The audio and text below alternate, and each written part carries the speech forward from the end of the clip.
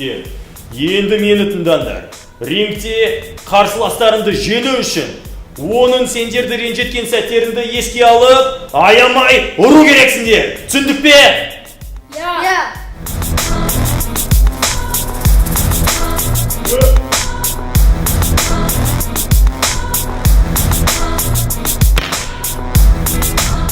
Ай, не үшін?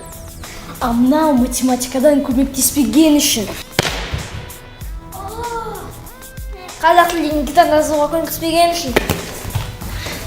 Мынау мені кабинетке қамап кеткен үшін.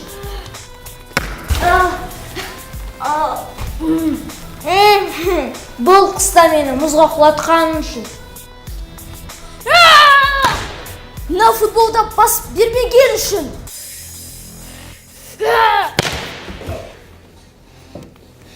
Ал мынау кросста мен жолымды кескен үшін. Не үшін? Портфелімді жыртқан үшін.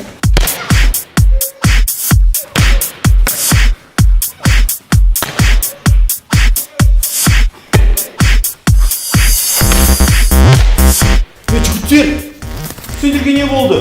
Әбден шаршап кеттіңдер ғой. Ағай, біз бір-бірімізге істеген барлық жеңістерімізді айттық, жеңе алмадық, бірақ жеңілдеп қалдық.